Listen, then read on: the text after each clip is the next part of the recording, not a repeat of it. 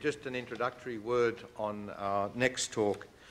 In the 1980s, when Israel suffered from very serious inflation, one of the suggestions for our rather unusual Minister of Finance at the time, Yoram Meridor, was that Israel should abandon its currency and adopt the American dollar, to which essayists asked in Israel, why should we, the Americans have a perfectly good economy, why should we wreck it?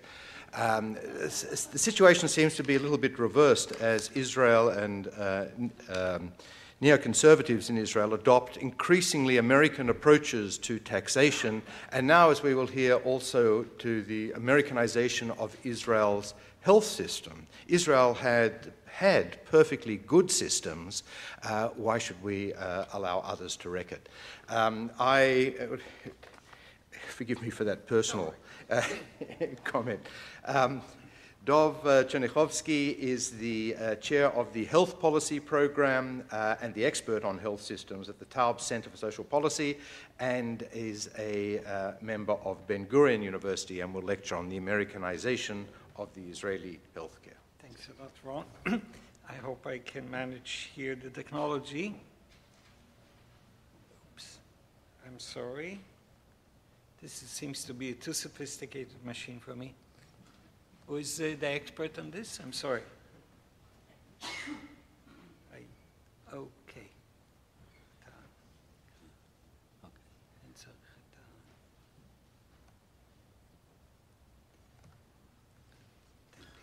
My computer.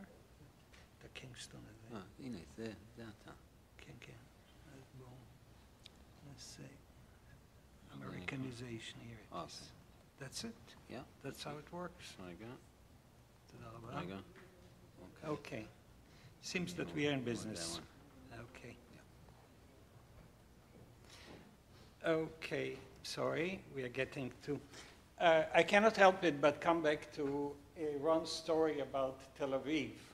And that is basically when the city grew from 5,000 to 10,000, they decided, well, it works well, let's stop eradicating the mosquitoes. When it grew from 10,000 to 20,000, let's stop fighting the environment and so on. And I tell you this story because I think this is one of the sad stories about the Israeli healthcare system. And it results really from some brief encounter I had with our now Prime Minister. Before he became Prime Minister, we just happened to sit one next to each other in a theater in Tel Aviv, and we started talking about this problem. And he said, look, we don't have a problem. Things are really so wonderful. Why bother? And I think that's part of the story surrounding the Israeli healthcare system. So let me go through the developments of this system and tell you why I think we have a serious problem, and that falls in line, I think, with all of what my predecessors said today. This is the banner that was on a strike we had in Israel of the Israeli Medical Association after about 10 years of labor unrest, so to speak. And that strike lasted, I'm a bit confused because once the agreement was signed, then the interns started to strike, and that's a separate story which I'm going to elaborate in a moment in a moment.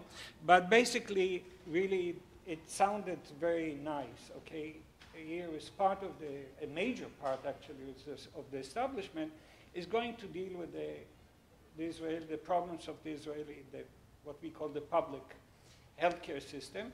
In fact, I think may be one of the tragedies of the system in the sense that in the middle of the social unrest about which my colleagues talked about, there was a feeling that the healthcare system is dealt with. Okay, we have now the Israeli Medical Association is going to deal with it, and we don't need to worry about it. And I think that turned out to be a very unfortunate coincidence, because at the end, the agreement that was signed with the government really did not resolve any of the basic problems that we kind of could present to you. I'm sorry. Okay, yes. Okay. Thanks. So because that really led to a terrible rift within the Israeli Medical Association, first of all between the young and the old, that's one thing, and even within the old ranks themselves. And I think part of the story of, maybe the Israeli story, and I'm not a political economist, maybe really the break in a consensus, or whatever we had before doesn't seem to work anymore now, and that happened, I think, to a substantial degree within the Israeli Medical Association. So I want to review with you the Israeli government policy in the healthcare system, assess its current outcome, and see where we go from now, or where we might go from now, if we are going to rectify the situation. So I will spare you the detail of some of the things. I'm going to tell you what I mean by Americanization. And the United States is really in a league of its own in terms of its healthcare system when compared with other developed countries.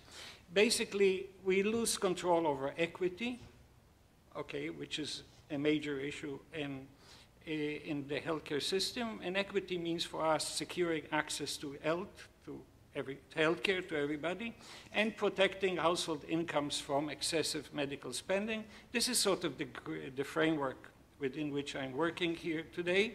Then efficiency has to do with containing the cost of medical care, which is a major issue, or can be a major issue, and try to produce as cost-effective medicine as we can. And at the same time, we are trying to also have consumer choice. And that may be a very complex set of issues to balance, but then we try to do them in developed healthcare system, because once you don't do them, you basically lose in terms of the health of the population, and even in terms of its satisfaction with the system. So having this framework in mind, let's see how we can look at some relevant data where we can, among other things, contrast Israel with the US, or the other way around. So let's look at the performance of this, or I should say actually the relative performance of the Israeli healthcare system in terms of life expectancy, infant mortality, satisfaction, and cost, okay? So let's do that briefly. And everything that, by the way, I'm presenting now is available in our reports. And this is data from actually the forthcoming report, and this is an annual update of what we are doing. You see that Israel has been faring, especially Israeli Jews, that may be a bit an unfair breakup, not breaking up the other countries between lower performing groups and upper performing groups, but nonetheless, Israel has done very well in terms of life expectancy, especially considering the nature of its population in terms of immigration and whatnot. It has been doing better than most European or most developed OECD countries. And by the way, we compare it only with developed OECD countries. We don't include here Turkey and not Mexico and not even Portugal and Greece. So we really compare, this comparison relates to the highest income countries in the world. And we have been doing exceptionally well in this regard. I want to point your attention to the dip we see over the last couple of years, which may not be much of an indication to anything, but I think we should worry about it. And to the extent there is a difference, a notable difference in Israel, it's really between the Jews and the non-Jews, the population. You can see that both the OECD countries and Israel, and when I say OECD countries here, I mean really basically all US allies, okay, are doing much better than the United States, okay? And we'll not go into all the reasons, but some of the reasons we are going to discuss in terms of life expectancy. And you can see where Israel stands in terms vis-a-vis many other developed countries. We did here a comparison at the lower end between the Israeli non-Jews and some other Muslim countries. And it's rather unfortunate that the Israeli Arab population is not doing nearly as well as the Israeli Jewish population. and I will show you in a moment, because of relatively high infant mortality. Still, the the Israeli Arabs are doing much. Sorry, I had said tendency. Okay, thanks. The Israeli Arabs are doing much better than, actually they have the highest life expectancy in the Muslim world. So it's worth noting, but it's no excuse not to bring them up to the levels of the Jewish population in Israel. So we have been doing exceptionally well in terms of life expectancy. The same thing goes for infant mortality, which is another very common measure of the performance of healthcare system in terms of health. And that is, in my view at least, has been, this was achieved basically because really a very aggressive public healthcare system that penetrated into very weak populations of refugees and whatnot, and achieved really has a major achievement. But again, there is something to be said about the difference between Israeli Jews and Israeli Arabs, and I'll come back to this point later on. So in terms of the performance, in terms of health indicators, we have been doing very well. This is another slide that shows the same story. In terms of satisfaction with the system, here it's very hard to come by comparable data, but if you look at this slide, which is somehow composed from different sources, you see that Israel, relatively speaking, the people that believe that Israel needed, at least in the about 5 to 7 years ago, because some data even before from earlier, and the sources are indicated in our reports. People in Israel felt most, compared with other countries, 37% in Israel felt that the system doesn't need any reform, and only 13% felt that we need some reform, a total reform, and you can contrast it with the United States, and you can see that the figures are quite different. In fact, in terms of the need of total reform, 30%, 1/3 of the American population felt that the system needs some total shakeup. So in terms of even satisfaction, we did exceptionally well. Now, what are the resources that we have had available to us? Let's go into this.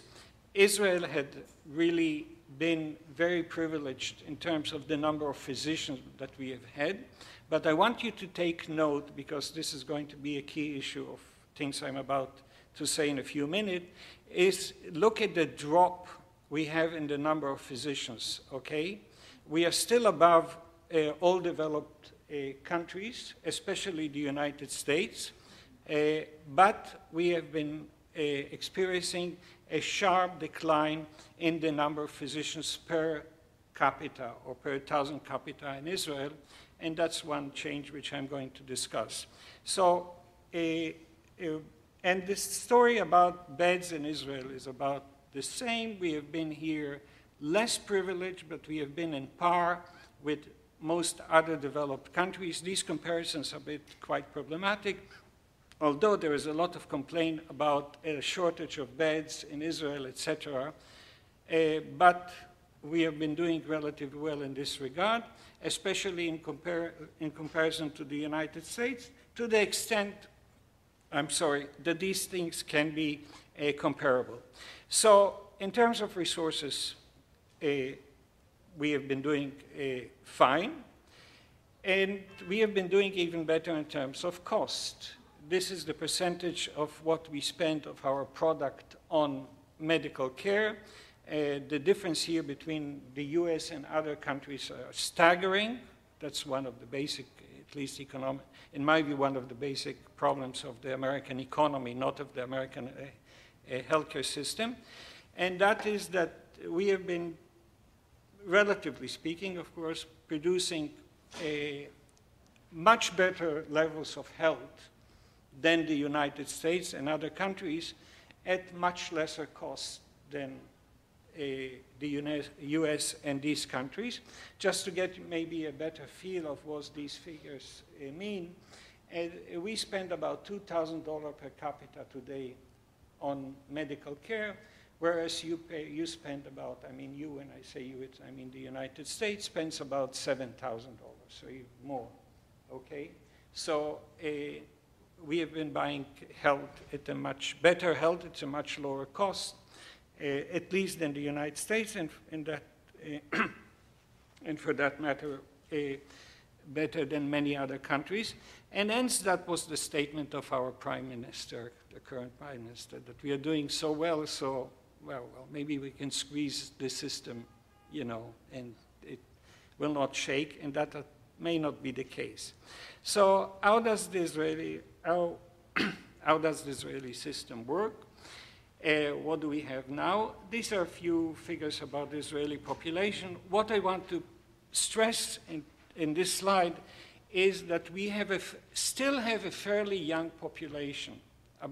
Only about 10% of the Israeli population is above age 65, whereas you have about 15, 16% in the United States, quite a difference. But the aging process in Israel is very fast, okay?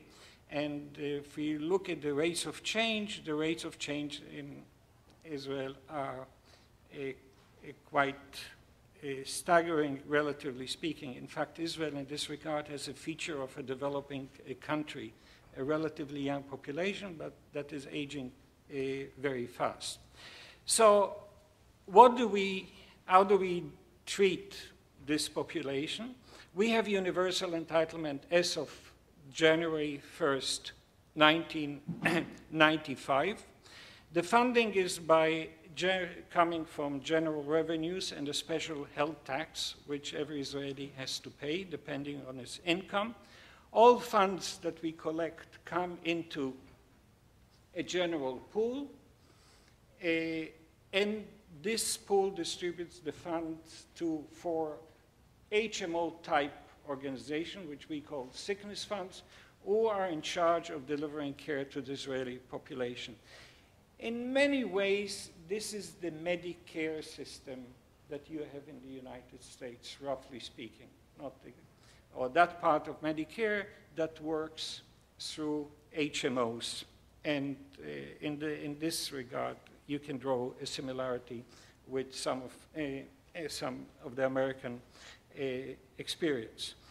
So this is the general organization. You have an overview of how it works, and what I think I should stress, especially before an American audience or an audience which is part American, that we at some point abolished employers' contribution and basically substituted the employers' contributions with basically a health tax. And all this money comes into the National Insurance Institute, which is basically akin to the American Social Security Administration. The money is going out, as I just said, to sickness funds who purchase this care from independent or partly independent providers. So this is the way the system works. Now, let's see what are some of the challenges that we have ahead of us, or in front of us, should say. Some of them structural development, and I think a major challenge is really the government itself. And when the government becomes a challenge, I think it's a real challenge, because I don't know how we, well, we talked a lot today, how we might or might not be able to deal with it. Okay, the key structural challenges that is facing the Israeli system has to do that some care, we still have some, I should say, segregation in the delivery of care in the system. In fact, I can show it with the slide. If you look at the right side of the slide, you see that the state is delivering some care, okay? And the state is still in charge of maternal and child health, on mental health, and something that doesn't show here, and some of the long-term care health. So the state is directly involved with some elements of care. And then we have the National Insurance Institute basically paying for maternity care. So we have some elements of care which are not integrated in this HMO structure, and they are separate, including mental health. So all efforts to try to integrate all these elements of care under the auspices of the sickness funds or the HMOs have not worked for a variety of reasons which we are not going to discuss now, but this has been a major problem of the Israeli system. Another problem of the system was that the government itself owns about 50% of the general acute hospital beds in Israel. So the government on one end is funding care through the sickness funds. On the other end, it's selling hospital care to these sickness funds. And that creates a very bizarre situation, which makes the government quite a partial player in the system, and that definitely doesn't serve the system terribly well. So this has been one a challenge of one of the challenges of the system. Then we have only 4 sickness funds, and there's been an issue whether 4 sickness funds really provide the competition we would like to have in the system. And there's been a debated issue. I've taken the position that we can definitely take 8 sickness funds, but many others dispute that, and let's not go into discussion now, but it's not a terribly competitive system. So that's one of the structural issues. The other challenge, which is more important maybe in the context of the discussion that we have today, is really closing disparities between different groups in the population. And no matter how we slice it by income, by periphery, by whatnot, we get this picture that life expectancy among or between groups in Israel varies. This takes a geographical perspective, but the geographical perspective correlates with a lot of other perspectives that we have discussed here today. It's income, level of education, ethnicity, etc.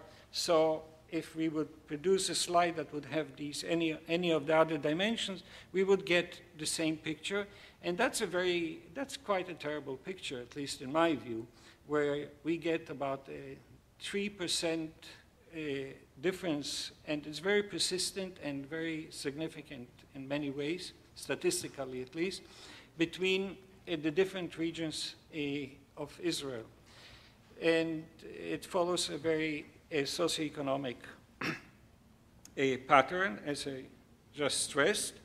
And the sad part of it is when you look at the medical resources, okay, that are available in this region, you have just the inverse picture. In other words, you have more physicians where mortality is low, and you have fewer physicians where mortality is high. And I want to stress a point which I think is very important, is to look what happens to the number of physicians in the north of the south, which are the periphery areas of Israel. There has been a steady decline in this number, okay, as opposed to a relative rise in Tel Aviv, Haifa, and the center in general, with some variation over time. But what I want to stress is really, first of all, the discrepancy in resources between the regions, and also these general trends, especially in the peripheral areas of Israel. And if you look, which I showed already, another dimension of really the discrepancies is, sorry, okay, what is that? 10, I will make it. Okay, I think I'm though shortchanged, no? So, never mind. Okay, I showed this before, is really another dimension of maldistribution of resources, of health and resources for health, is between Jews and Arabs, which I mentioned already before. And then we have some what I call developmental challenges, which are, I think, putting even more stress on the system beyond what I've said thus far. And that is, first of all, we have an increase in demand for care, which follows basically, as I just said, a fast aging population, rising incomes. We know that in all countries, rising income produce a rise in demand for medical care. And we have also a government policy on which I'm going to elaborate in a moment. At the same time, in contrast to this rising demand for care, we have a decrease in the growth of supply of physicians, which I showed you a minute ago. So what our government basically did, it aggravates the situation, basically aggravate the situation on top of the challenges it had to deal with before. So I come back, and how did it aggravate the situation? And I'll talk about two issues. One is the financing, and one is related regulation that really tears the system apart. Okay, as of 97, 98, we have a persistent policy, persistent and consistent policy of the government to reduce its share in the funding of the system, okay? And I think this, I believe, is driven, unfortunately, by ideology. I think that one of the great privileges, or really fortunes, I should say, of the Israeli healthcare system is that it has never been partisan and never been subject, unlike the case in the United States, to an ideology. You know, both sides of the aisle, so to speak, if I talk in American terms, agreed that this is the way the healthcare system should look. And I think we are witnessing, I think, maybe a substantial break in this consensus, especially with this government. In some ways, it sounds like contrary to what Iran said in the morning, because there was no rift about, or no political view about the nature of the healthcare system, even not now. In fact, we have a religious vice minister. In fact, the prime minister is our health minister today. So I think the winds of the ideology that we are witnessing come from the Ministry of Finance, and I think, which is, I think, by and large backed by a certain ideology that the government can withdraw for some aspects of the system, and the system will not collapse. And here comes the Americanization, or the concept, I would say, of Americanization. You can see that Israel is practically running away from the mold that has been established, at least, I would say, for the last 3 decades. It's not showed in this data, even 4 decades, in most developed countries, where there is substantial government involvement in the funding of the system, and whatever this implies, of course. And Israel is joining fast the United States in terms of the government's disinvolvement in the system, and whatever this implies. And in fact, I project that if Obama has his way, and our government has its way, in fact, Israel will become the country with the lowest share of public funding in the system. And that spells, I think, can spell disaster in many ways. Another way to show it is to see these slides look a little bit misleading. You can see the government spending on the one hand that hardly changed. It was very volatile since 95, but it changed from $1,000 to $1,100, okay? At the same time, you can see the very steep rise in private spending in the system from about $400 to about $500 to about $800. And that has been going on for a long time. And that is really the flip side of the slide I just showed. Now, what has become, what has aggravated the problem, finishing, it takes me 3 slides. What has been aggravating the system even more was a regulation that came with this funding, that all increase in private funding, which is basically comes through supplemental insurance, which the government introduced, all these monies can spend only on the premises of private facilities, okay? So as a result of that, we have been seeing that there has been a growing intensity in demand for care outside the publicly supported system because it was public money. What has made the problem really disastrous in my view, was that many of the specialists of the public system started working outside, and the load really rested with the interns and others who stayed in the hospitals. And another part of the story was uncontrolled adoption of costly technology. And as a result of this whole change, and I'm trying to run a bit maybe too fast, access to medical care in Israel has become more and more income dependent, very much the way it is in this country. And that exposed household income, of course, to rising cost of care, of which we have done a lot of research, whoever is interested in that. And we are experiencing rising cost of care and growing disparities. I will not go into the growing disparities, but I will stress one last point, is the rising cost of care, which is an American syndrome. You can see that the prices of private care in Israel has been rising more than any other price in the system. On the average, we have higher increasing inflation in the system. This is another American syndrome, which is rather unfortunate.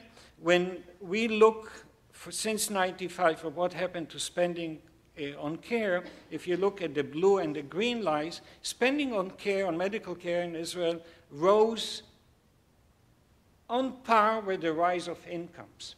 But when you start adjusting it for the prices of care, okay, then the rise has been about the 26% rise in spending on care comes down to about 8% over 15, 16 years, which is really, as I said, an American phenomenon.